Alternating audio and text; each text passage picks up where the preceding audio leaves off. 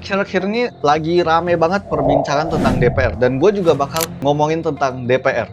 Mereka itu rame gara-gara gajinya itu menembus ratusan juta sebulan. Sedangkan masyarakat Indonesia aja gajinya itu baru 5 jutaan sebulan. Itu aja UMR di Jakarta. Banyak banget daerah lain UMR-nya masih 2 jutaan loh. Jadi kalian bayangin, jauh banget perbedaannya. Belum lagi setelah gue tahu, kalau kalian searching di Google, ada kutipan dari Bloomberg Technotes. Itu survei menyatakan pada tahun 2024, jadi data baru ini, 84% pekerja di Indonesia itu gajinya di bawah UMR. Jadi bayangin, udah UMR-nya dikit, 84% dari 100%-nya itu pekerja Indonesia mendapatkan di bawah UMR lah. Nah, tetapi di kali ini gue bakal membahas lebih ke berandai-andai karena ini akan sangat sulit terjadi. Kita akan membahas bagaimana kalau DPR itu digaji UMR. Nah, tetapi itu adalah topik di akhir video. Jadi pastikan kalian menonton sampai habis. Karena di awal-awal kita akan bedah dulu. Kenapa sih DPR itu nggak pernah puas? Kayak nggak pernah puas gitu ngomongin gaji. Udah gajinya gede, bahkan masih ada aja yang korupsi.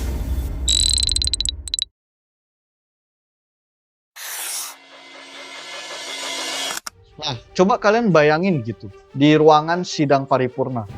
Mereka AC-nya sangat dingin dan kursinya sangat empuk.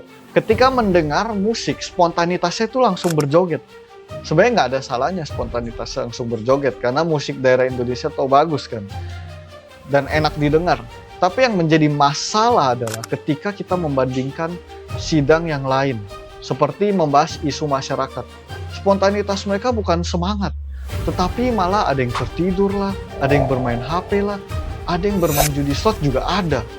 Jadi kontras sekali. Dan menurut saya pribadi, banyak anggota DPR ini tanda kutip oknum ya, karena tidak semua anggota DPR jelek. Masih ada yang bagus dan berkinerja yang patut diapresiasi. Tetapi bagi banyak oknum-oknum ini masih menganggap DPR itu bukanlah profesi untuk melayani masyarakat, melainkan profesi untuk investasi. Karena mereka harus balik modal dari dana kampanye. Dan dana kampanye di Indonesia itu mahal. Bisa sampai puluhan miliar untuk menjadi DPR ini. Karena mereka perlu ada yang mengadakan acara dangdutan, ada yang berbagi kaos, ada yang berbagi sembako juga ada. Kalian bayangin aja, mereka mengeluarkan uang sebanyak itu dan mereka pikirnya harus balik modal. Salah satunya adalah mereka bisa memanfaatkan gaji dan tunjangan yang banyak itu. Hitung sederhananya kalau mereka keluar duit 10 miliar buat jadi DPR dengan gaji 50 juta sebulan 5 tahun masa jabatan baru dapat 3 miliar. Jelas kurang, makanya mereka dorong fasilitas tambahan. Rumah dinas, mobil, tiket pesawat gratis, tunjangan komunikasi, dan berbagai fasilitas lain. Mereka harus naikin gaji sama tunjangan terus, sampai sekarang totalnya menyentuh sekitar 104 juta sebulan. Tapi masalahnya, kalau modal awalnya 10 miliar, sementara gaji plus tunjangan cuma 104 juta per bulan, dalam 5 tahun mereka baru ngumpulin sekitar 6 miliar. Artinya, balik modal pun belum. Nah, di titik ini, jadi masuk akal kenapa mereka nggak pernah puas. Mungkin aja setelah periode berikutnya, mereka dorong lagi kenaikan gaji, tambah fasilitas baru, bikin aturan tunjangan tambahan, bahkan sampai melakukan korupsi. Nah, semua nggak akan berhenti sampai mereka ngerasa cukup buat nutup modal kampanye yang gila-gilaan. Jadi kalau ada yang bilang, kan kok DPR sange banget sama gaji, bahkan sampai nggak rela kalau pendapatannya diturunin, jawabannya simple. Karena bagi mereka itu bukan cuma soal gaji bulanan, itu soal return of investment. Dan yang lebih menarik, soal gaji ini mereka kompak tanpa drama. Kalau isu rakyat, mereka males banget, buktinya masalah yang baru-baru ini aja tentang lapangan pekerjaan itu belum ada solusinya. Tapi kalau soal uang masuk rekening, akrab seketika sampai saling tolong-menolong bikin pembelaan yang enggak-enggak. Bahkan alasan yang dipakai selalu mulia, biar hidup layak, biar nggak tergoda korupsi, tapi nyatanya korupsi tetap marak. Jadi alasan itu sekadar pemanis. Yang sering mereka cuekin itu sumber duit itu dari siapa, padahal kan rakyat ya. Dari pajak lu beli pulsa, bayar listrik, isi bensin, semua ada potongan yang lari ke APBN. Dari situ DPR digaji. Artinya rakyat bayar, DPR kenyang. Ironinya UMR di banyak daerah masih 2 juta tapi mereka bisa kantongin puluhan juta plus fasilitas. Wah, politik di Indonesia udah jadi jalan pintas naik kelas sosial. Sekali masuk DPR langsung dapat gengsi, akses pejabat dan kenyamanan. Masalahnya kenyamanan itu bikin ketagihan. Sekali terbiasa fasilitas, wah mustahil mau turun kelas. Maka setiap kali ada wacana potong gaji, reaksinya selalu keras. Jadi kalau ditanya kenapa DPR selalu senang dan sange banget soal gaji, karena kursi DPR bukan cuma soal kerja buat rakyat, tapi juga mesin balikin modal pribadi. Selama biaya politik masih mahal, selama rakyat masih diem, mereka akan terus kompak memperjuangkan satu hal, isi kantong sendiri. Lihat kan, dari cerita tadi, semua masalahnya bukan cuma soal jumlah pendapatan mereka. Masalahnya juga bagaimana sistemnya dibuat dan siapa yang mengatur. Kalau transparansi ada, kalau kenaikan gaji ada ukurannya, pasti energi dan fokus anggota DPR bisa lebih ke rakyat, bukan cuman kantong sendiri. Nah dari sinilah kita bisa mulai mikirin, kalau DPR itu punya sistem kayak perusahaan modern, di mana kerja bagus dapat reward, kerja zonk ya mentok, gimana jadinya? Langsung aja kita kupas.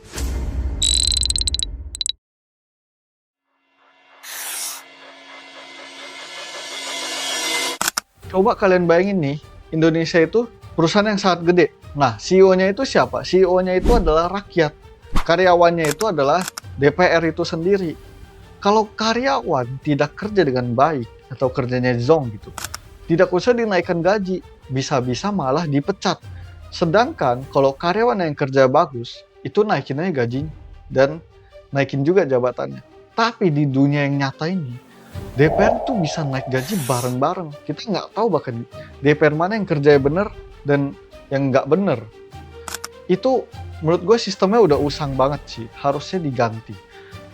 DPR itu naik gajinya sesuai dengan kinerja yang transparan, ketahuan gitu. Mana yang nggak pernah tidur, itu bagus tuh. Mana juga yang merancang RUU yang sangat bagus untuk masyarakat. Contohnya mungkin aja ada anggota DPR yang langsung merancang RUU perampasan aset. Nah itu tercatat gitu.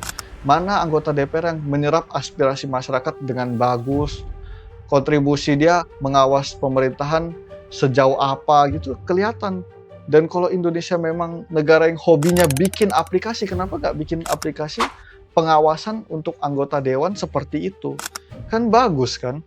Kalau sistem ini jalan, kenaikan gaji bukan lagi hak otomatis tapi reward. Kayak di perusahaan, yang kerja bagus bakal naik pangkat dan alhasil gaji dan tunjangan juga naik. Yang kerjanya jelek ya gajinya segitu-gitu aja. Jadi nggak ada tuh cerita semua anggota DPR ikut joget bareng pas bahas gaji. Karena yang ketawa cuma yang beneran kerja, sisanya mungkin malah meringis. Negara lain udah ada yang menerapkan sistem mirip. Misalnya di Inggris ada Independent Parliamentary Standards Authority (IPSA) yang ngawasin gaji, biaya, dan tunjangan anggota parlemen. Anggota nggak bisa seenaknya naik gaji karena semua harus lewat lembaga independen plus data kerjanya dibuka ke publik. Di Amerika Serikat, kinerja anggota Kongres bisa dilihat publik lewat situs resmi. Bahkan media dan NGO bikin scorecard sendiri untuk menilai voting record, hadir nggaknya, sampai komitmen pada isu tertentu. Transparan abis. Coba bayangin kalau Indonesia punya sistem serupa. Orang nggak cuma kenal nama anggota DPR dari baliho pas kampanye, tapi juga dari rekam jejak digital kerjanya. Mau naik gaji, silakan, tapi tunjukin dulu hasil kerja lu. Kalau nggak ada, jangan harap rakyat rela keluar duit pajaknya. Kalau kayak gini, nggak ada lagi alasan sok mulia bilang biar hidup layak buat naikin gaji. Karena rakyat bisa jawab, hidup layak itu hak semua orang, tapi lu udah kerja layak belum? Sistem ini juga bikin DPR jadi lebih mirip perusahaan modern. Ada target, ada evaluasi, ada laporan kinerja. Yang nggak perform, ya tersingkir atau minimal gajinya mentok. Yang perform luar biasa, baru deh pantas dapat insentif tambahan. Transparan, adil, dan bikin semua pihak kebal dari alasan DPR yang enggak. Ujung-ujungnya, solusi kayak gini bikin rakyat juga lebih percaya. Karena kalau DPR bisa naik gaji berdasarkan kerja nyata, rakyat nggak akan segalak sekarang. Yang bikin rakyat muak itu bukan soal jumlahnya, tapi soal ketidakadilan. Rakyat masih banyak yang hidup di UMR 2 juta. Sementara DPR bisa pesta 104 juta tanpa harus buktiin kerja apa-apa. Makanya, sistem yang bagus itu bukan cuma soal angka gaji, tapi soal mekanisme. Indonesia harus kayak perusahaan yang sehat. Gaji DPR naik karena kinerja, bukan karena bareng-bareng angkat tangan di ruang paripurna. Kalau sistem ini berjalan sempurna, DPR bakal naik gaji karena kerja nyata, transparan, dan rakyat bisa menilai. Tapi sekarang bayangin kalau sistem itu nggak ada atau gaji jumbo itu dibiarkan mengalir tanpa batas ke kantong pribadi. Uang segitu besar banget. Pertanyaannya, efeknya buat rakyat dan ekonomi seberapa besar? Daripada cuma numpuk di rekening DPR, uang itu bisa dialokasikan ke sektor yang langsung bikin ekonomi rakyat jalan. Nah, maka itu kita bakal bandingin gaji DPR versus kebutuhan UMKM dan bagaimana uang itu bisa berputar lebih efektif.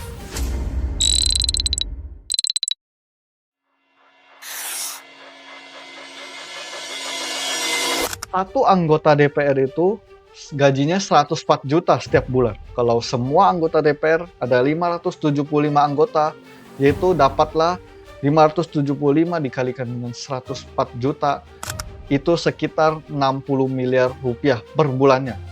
Dikalikan dengan periodenya 5 tahun, yaitu mendapatkan 3,6 triliun rupiah.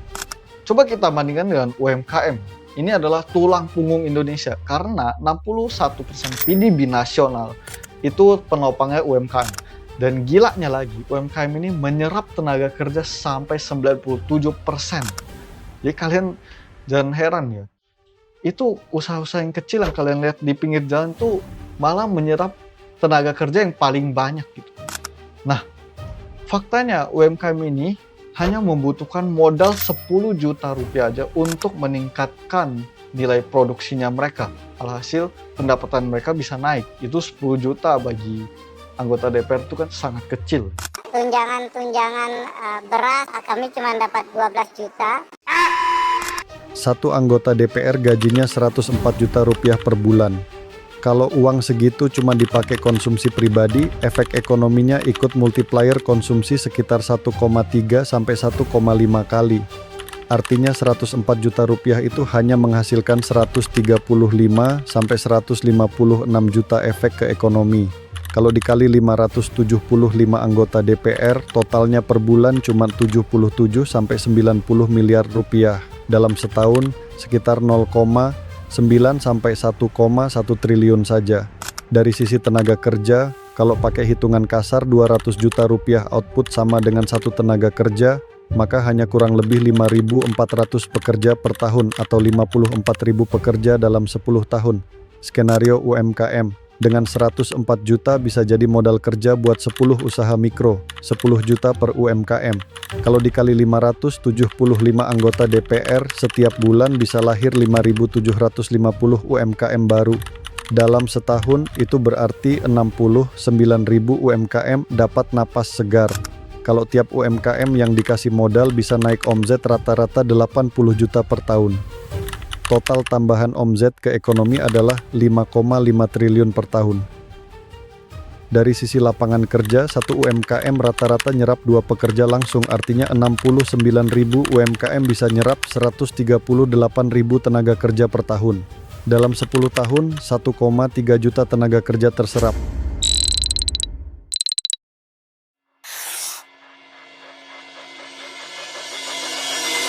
Ketika kalian melihat gaji DPR ini sangat fantastis sampai ratusan juta gitu. Kalian berjuang dengan UMR kalian dan menurut survei masih 84% karyawan itu atau pekerja itu digaji di bawah UMR lah. Nah, kalian berteriak gitu, bubarkan DPR. Tapi dari gua itu ya, kalian harus pikir gitu. Kalian harus pisahin mana oknum, mana lembaga gitu. Lembaga ini sangat penting untuk pemerintahan.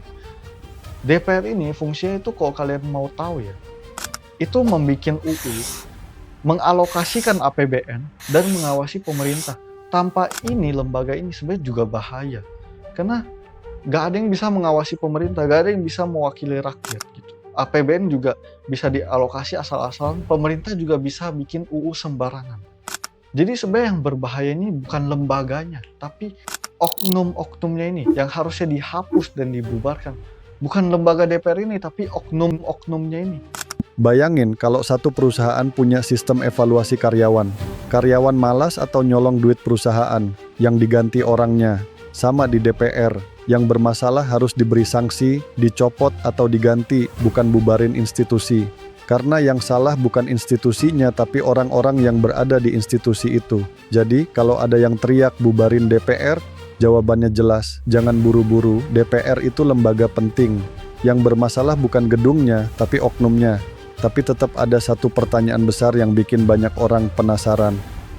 Kalau gaji DPR yang sekarang kelewat jumbo dianggap nggak adil, seandainya gaji mereka disamain sama rakyat biasa, apa yang bakal terjadi?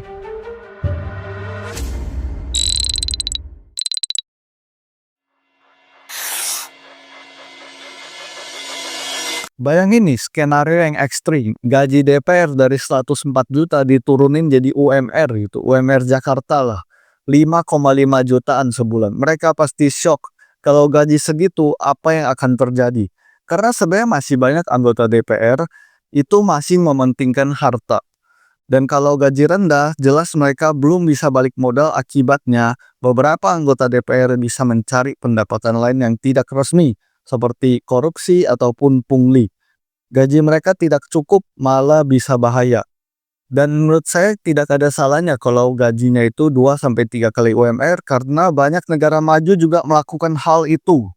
Dan anggota DPR mereka masih bisa hidup layak dengan gaji seperti itu. Tidak ada tekanan balik modal dan fokus kerja nyata. Jadi kalau misalkan UMR Jakarta 2024 adalah 5,5 juta setiap bulan, maka 2 kali lipatnya adalah 11 juta. Kalau 3 kalinya adalah 16,5 juta. Dengan anggaran seperti itu, maka APBN bisa dialihkan ke sektor yang lebih produktif, seperti UMKM, infrastruktur desa, pendidikan, serta kesehatan. Selain itu, transparansi juga adalah kunci. Anggota Dewan harus selalu transparan ke masyarakat mengenai anggaran alokasi APBN-nya.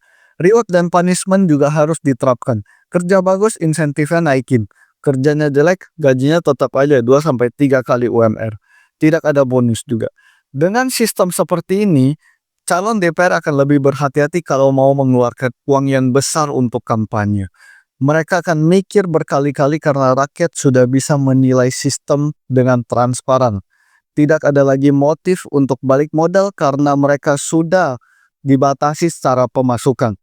Dampaknya secara sosial adalah masyarakat bisa lebih percaya terhadap pejabat. Tapi kalau menurut kalian gimana guys? Gaji 104 juta itu wajar gak? Atau harus dipangkas seperti yang gue bilang, 2-3 kali UMR, biar lebih realistis lah. Kalau duitnya dialihin ke UMKM, desa, ataupun pendidikan, kira-kira dampaknya lebih kerasa gak ya buat rakyat? Tulis pendapat kalian di kolom komentar. Jangan lupa untuk subscribe ke channel kami dan nyalakan lonceng notifikasi. Dengan begitu Anda akan menjadi bagian dari keluarga kami dan tidak akan ketinggalan setiap video baru. Tekan like jika Anda suka. Setiap like dari Anda itu seperti memberi kami semangat ekstra.